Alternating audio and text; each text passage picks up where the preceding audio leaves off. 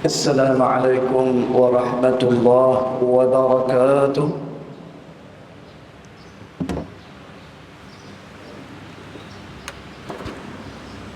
بسم الله. الله أكبر.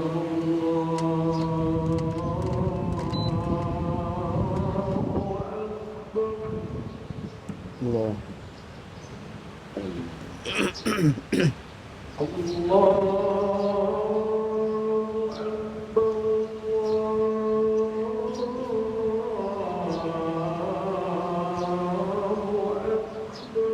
الله منكم.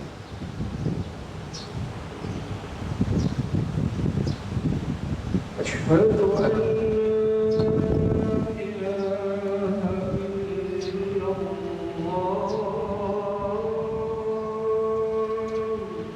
أشهد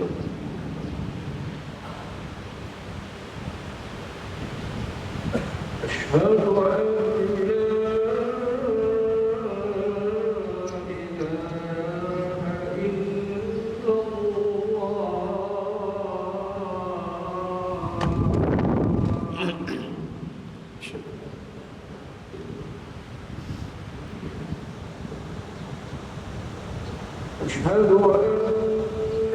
محمدا رسول الله.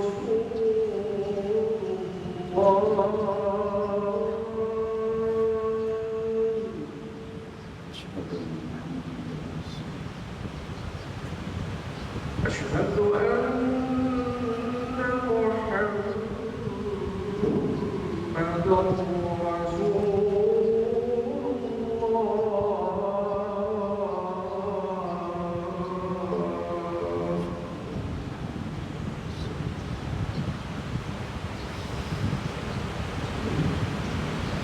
حي على الصلاة.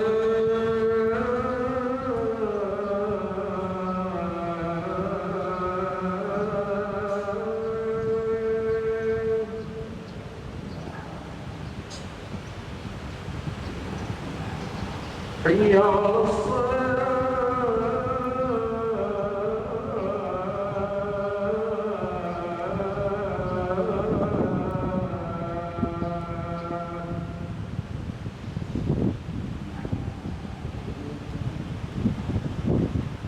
حي على الفلاح.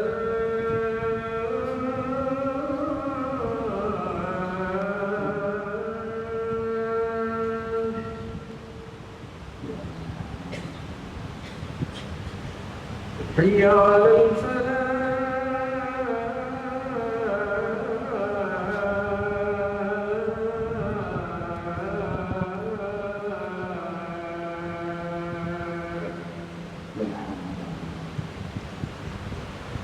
الله أكبر. الله أكبر. الله أكبر. لا إله إلا الله. لا إله إلا الله محمد رسول الله. هذه الصلاة والسلام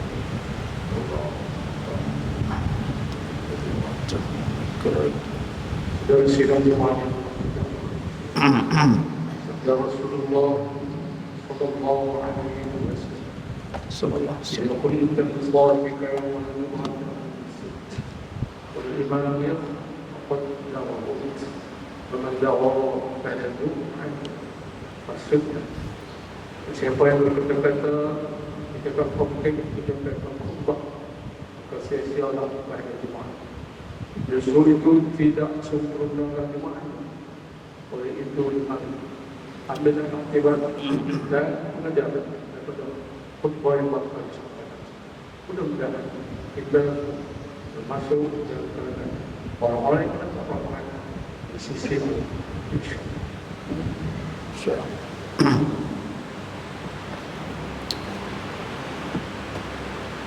الحمد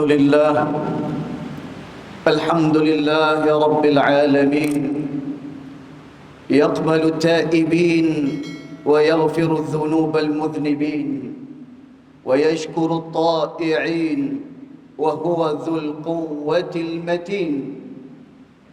أشهد أن لا إله إلا الله وحده لا شريك له يحيي ويميت وهو على كل شيء قدير. وأشهد أن سيدنا محمدا عبده ورسوله البشير النذير والسراج المنير. اللهم صل وسلم وبارك على سيدنا محمد وعلى آله وصحبه ومن تبعه إلى يوم الدين. أما بعد، فيا عباد الله، اتقوا الله حق تقاته ولا تموتن إلا وأنتم مسلمون. Saudara-saudaraku sidang Jumaat sekalian, Marilah kita sama-sama meningkatkan keimanan dan juga ketakwaan kita kepada Allah Subhanahu wa taala dengan mengamalkan segala apa yang diperintahkan serta menjauhi akan segala larangannya. Mudah-mudahan kehidupan kita akan dirahmati serta diridai oleh Allah Subhanahu wa taala. Sidang Jumaat yang dirahmati Allah sekalian, hati adalah segumpal darah yang menjadi medan tempur antara kebaikan dan kejahatan di dalam tubuh manusia. Hati juga merupakan rasa ruhaniah yang begitu halus. Salah satu penyakit yang ada dalam diri manusia adalah sifat sombong. Sifat sombong boleh diartikan sebagai sifat atau tingkah laku yang cenderung memuji dan memandang diri sendiri lebih baik daripada orang lain. Sifat sombong sebenarnya ianya adalah warisan iblis yang semestinya kita berwaspada agar tidak tersalah atau terambil maupun memiliki akan warisan iblis ini. Allah Subhanahu wa taala telah menceritakan perihal sombong ini di dalam Al-Quran melalui daripada surah Al-Baqarah ayat yang ke-34 yang berbunyi, wa idh qulna lil malaikati isjudu li Adam fasajadu illa iblis aba wastakbar wa kana minal kafirin. Maksudnya, dan ingatlah ketika kami berfirman kepada para malaikat, sujudlah kamu kepada Adam, maka sujudlah mereka kesemuanya kecuali iblis. Ia enggan dan takabur, dan adalah ia termasuk daripada golongan orang-orang yang kafir. Penyakit sombong sangat dibenci oleh Allah Subhanahu wa taala dan memberi kesan yang sangat buruk dalam diri individu maupun masyarakat. Sombong juga dikenali sebagai takabur. Ia sering diguna dan disebut berhubung dengan sikap manusia. Ia juga merupakan penyakit yang sukar untuk diobati kerana kesannya tidak kita rasai secara fizikal di dalam tubuh badan kita. Keadaan ini bertambah lagi jika kita tidak ataupun jarang sekali untuk bermuhasabah diri. Ia merupakan akhlak yang terkutuk dan warisan perangai daripada iblis. Justru sesiapa yang memiliki sifat sombong atau takabur ini, maka tempatnya adalah di dalam neraka Allah Subhanahu wa taala. Rasulullah sallallahu alaihi wasallam dan para sahabat sangatlah tawadhu dan sentiasa merendahkan diri sesama manusia. Ini jelas terbukti dalam sejarah penciptaan Nabi Adam alaihi salam sebagai khalifah di muka bumi ini. Iblis merasa dirinya hebat daripada orang lain. Sebaliknya, para malaikat tetap sedar dengan diri mereka, tiada rasa sombong dan takabur. Lantaran itulah para malaikat mampu untuk bersujud kepada Allah dan juga taat dengan perintahnya. Sidang Jumaat yang dirahmati Allah sekalian, orang yang sombong sering berkecenderungan untuk merendah dan menyalahkan orang lain, malah akan merasakan dirinya sahaja yang benar, manakala orang lain adalah salah. Penyakit hati ini tumbuh dalam diri kita tanpa kita sedari. Sifat sombong ini boleh dibahagikan kepada dua. Yang pertama, sombong terhadap kebenaran dan juga hak. Sekiranya seseorang itu dinasihati, ditunjuki jalan yang benar, maka ia tidak menghiraukannya. Sombong yang kedua adalah sombong terhadap makhluk, yaitu bersikap meremeh-remeh dan merendah-rendahkannya. Keadaan ini berlaku apabila seseorang itu merasa bangga dan menganggap dirinya lebih mulia daripada orang lain. Perasaan sombong ini hanya boleh disembuhkan melalui kesedaran diri penderitanya atau individu itu sendiri, kerana ia bergantung rapat dengan hati diri seseorang. Umpamanya, kadang-kadang dalam ibadat pun kita merasakan kitalah yang terbaik dan suci. Maka untuk mengusir dan menghilangkan sifat sombong dalam diri kita tidak semudah seperti yang kita sangkakan.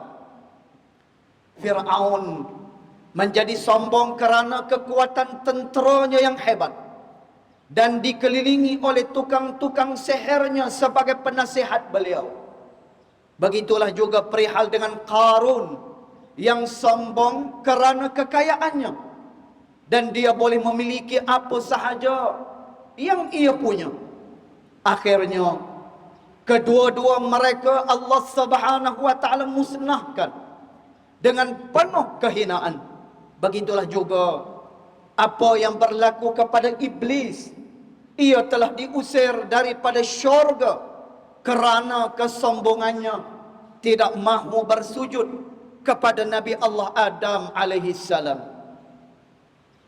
Sidang Jumaat yang dirahmati Allah sekalian, sifat dengki dan dendam pula adalah warisan iblis yang kedua. Dengki bermaksud perasaan iri hati terhadap seseorang yang mendapatkan kebaikan atau kelebihan dalam masa yang sama.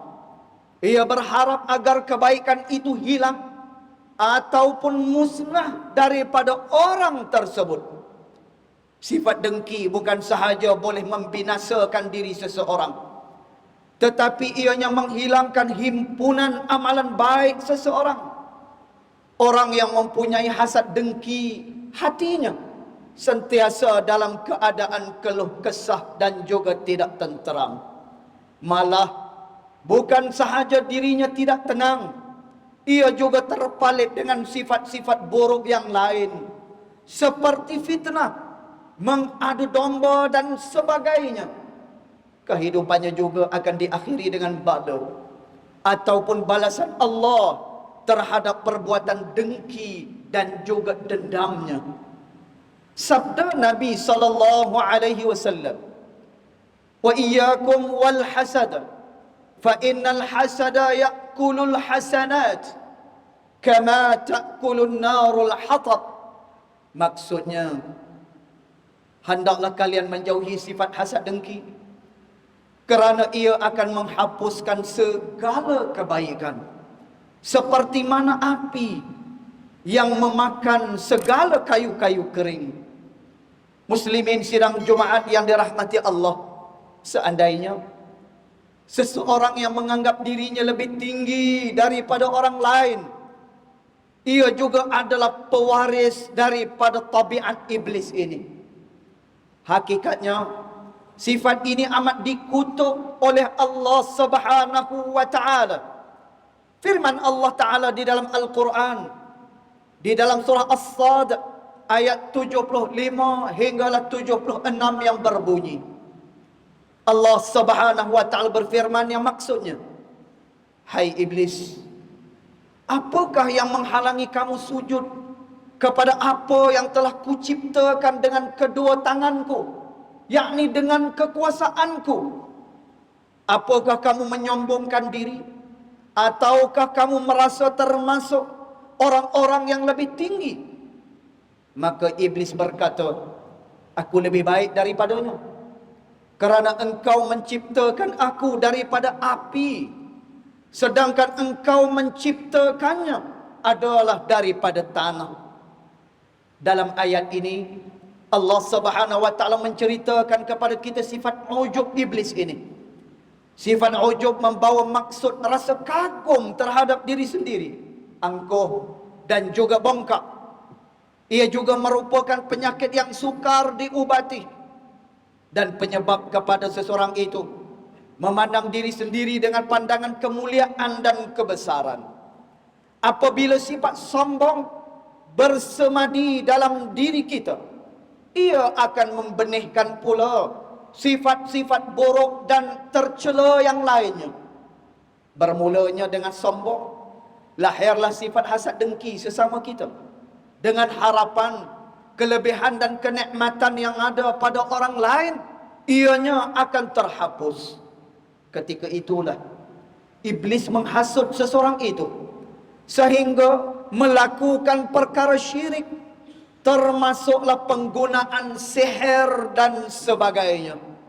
Sebaliknya, memandang orang lain dengan pandangan penghinaan, sikap tamak dan cintakan dunia sehingga melupakan akhirat. Ia juga umpama musuh dalam selimut dan gunting di dalam lipatan dalam diri orang yang beriman. Iblis akan memainkan peranannya yang jahat sehingga akan menghalalkan segala cara asalkan mendapatkan keduniaan. Inilah yang terjadi dalam kehidupan kita pada hari ini. Tidak mustahil orang lain menjadi hak kita. Harta orang kita akan rampas jadi hak kita dan sebagainya. Pada ketika itu manusia akan menjadi iblis ataupun syaitan. Sekalipun ia berwajah manusia, tetapi hakikatnya ia adalah jelmaan syaitan dan juga iblis itu. Sidang Jumaat yang dirahmati Allah sekalian, iblis adalah musuh manusia kerana sifatnya yang tercela dan selalu menjerumuskan manusia ke dalam perbuatan yang dilaknat oleh Allah Subhanahu wa taala. Ketahuilah, sikap sombong, bangga diri dan keras kepala ini merupakan warisan tabiat iblis. Apa yang ditakuti lagi ialah apabila sifat putus asa daripada rahmat Allah Subhanahu wa taala, ia membuka ruang kepada iblis untuk memperdaya seseorang untuk tidak kembali lagi kepada Allah setelah daripada mana melakukan kemaksiatan dan kejahatan pada Allah Subhanahu wa taala.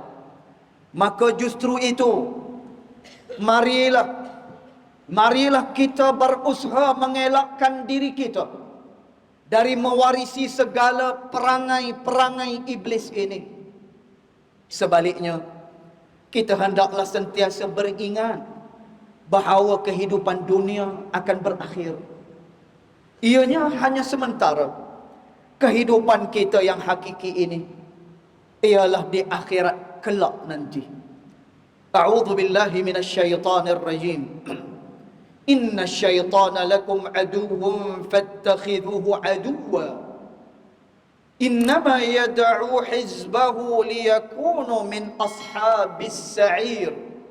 Maksudnya, sesungguhnya syaitan adalah musuh bagi kamu. Maka jadikanlah dia musuh, yakni yang mesti dijauhi tipu dayanya. Sebenarnya dia hanyalah mengajak golongannya supaya menjadi daripada penduduk neraka Allah Subhanahu wa taala.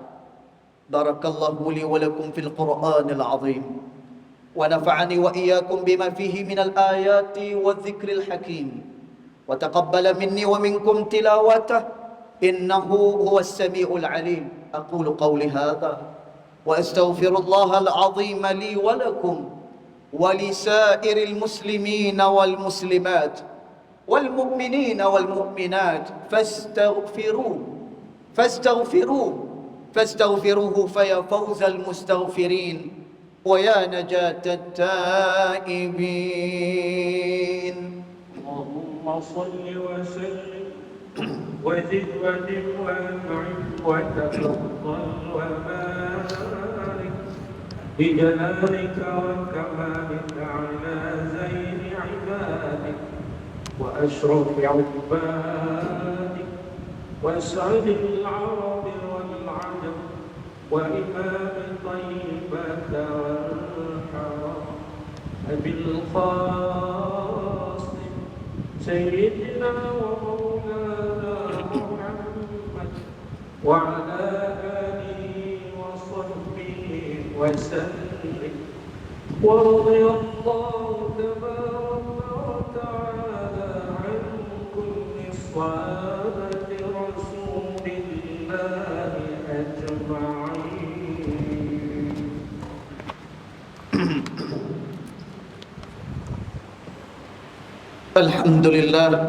الحمد لله حمدا كثيرا كما أمر. أشهد أن لا إله إلا الله وحده لا شريك له وأشهد أن سيدنا محمدا عبده ورسوله.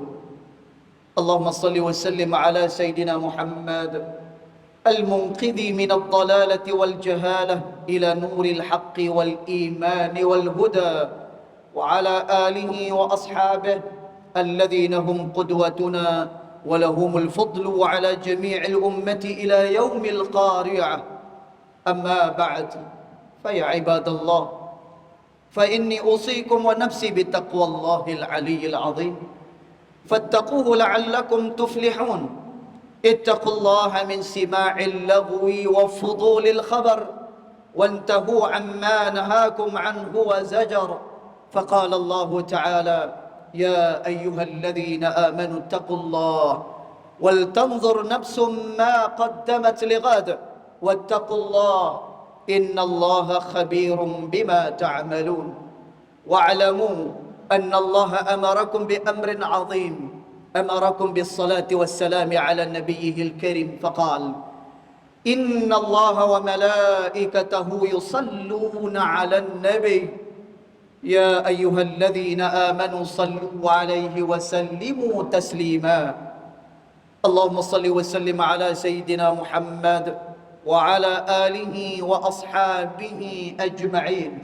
وارض اللهم عن الخلفاء الراشدين ساداتنا أبي بكر وعمر وعثمان وعلي، وعن بقية الصحابة والقرابة والتابعين ومن تبعهم بإحسان إلى يوم الدين. اللهم اغفر للمسلمين والمسلمات والمؤمنين والمؤمنات الأحياء منهم والأموات، إنك سميع قريب مجيب الدعوات يا قاضي الحاجات يا رب العالمين. اللهم اجعل هذا البلد آمنا مطمئنا. اللهم أصلح أئمتنا وولاة أمورنا، واشمل اللهم بعنايتك وتوفيقك جلالة الملك مولانا الأمين الكريم السلطان صلاح الدين ابن المرحوم السلطان بدري شاه وولي عهده duli yang teramat mulia Tengku Syarafuddin Badri Shah ibn Sultan Salahuddin wa jami' al-usrati al-malakiyah. Allahumma waffiqhum lis-sadad wa aslih bihim al-ibad wal-bilad waj'al at-taqwa lahum khayra az-zad. Innaka ra'ufur rahimun jawad ya latifan bil-ibad ya arhamar rahimin. Ibadallah, Inna Allah ya'muru bil adli wal ihsan wa ita'i dhil qurba wa yanha 'anil fahsya'i wal munkari wal baghi ya'idhukum la'allakum tadhakkarun.